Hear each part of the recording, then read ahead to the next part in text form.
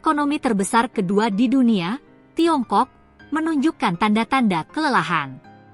Data resmi yang dirilis pemerintah Tiongkok pada Senin, 20 Oktober 2025, menunjukkan pertumbuhan ekonomi pada kuartal 3 2025 melambat signifikan, hanya tumbuh sebesar 4,8% secara tahunan, year-on-year.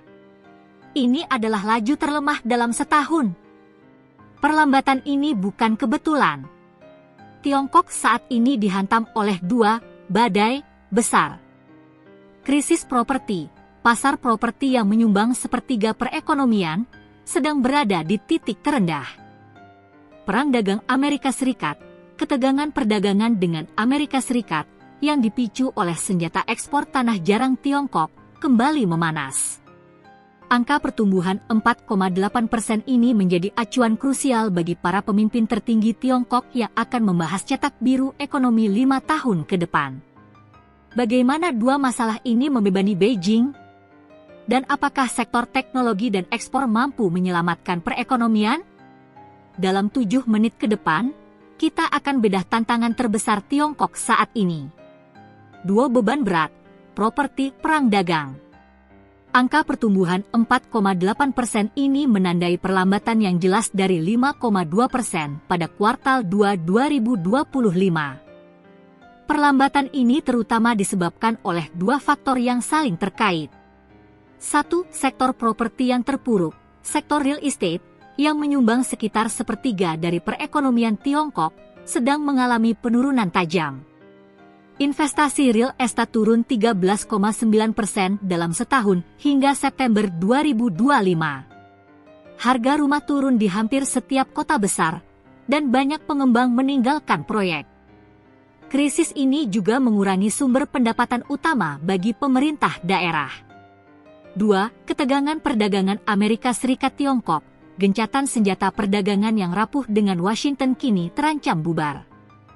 Tiongkok menggunakan kontrol ketat terhadap ekspor tanah jarang, mineral penting untuk teknologi global, sebagai alat tekan. Langkah ini langsung direspons oleh Presiden Amerika Serikat Donald Trump yang mengancam tarif tambahan 100% untuk impor dari Tiongkok. Tanah jarang sebagai senjata, tanggapan Trump. Penggunaan kontrol ekspor logam tanah jarang adalah langkah Tiongkok untuk mengguncang gencatan senjata. Tanah jarang adalah bahan vital untuk produksi elektronik, kendaraan listrik, hingga peralatan militer. Tiongkok ingin memanfaatkan dominasinya dalam pasokan mineral ini untuk mendapatkan leverage di meja perundingan. Namun, Amerika Serikat tidak tinggal diam. Menteri Keuangan Scott Bessent telah mengumumkan niatnya untuk bertemu dengan para pejabat Tiongkok di Malaysia pekan ini.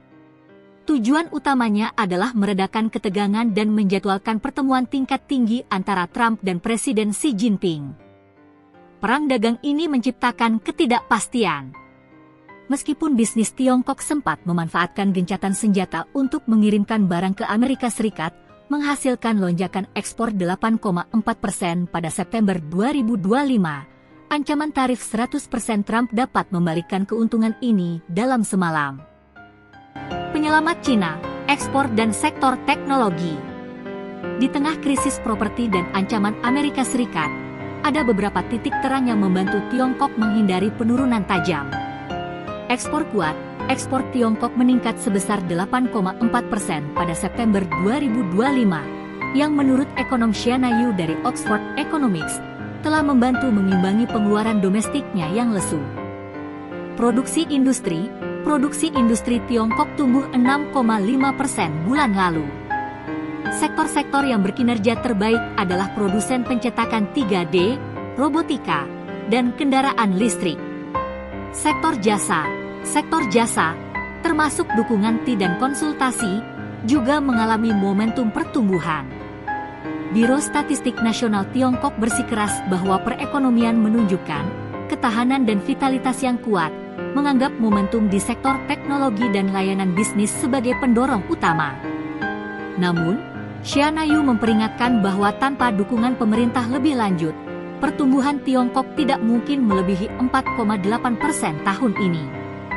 Angka pertumbuhan ekonomi 4,8% ini datang pada waktu yang sangat kritis. Pekan ini, para pemimpin tertinggi Tiongkok akan bertemu untuk membahas rencana 5 tahun baru, cetak biru yang menjabarkan tujuan ekonomi negara. Rencana ini harus mengatasi 2 masalah utama.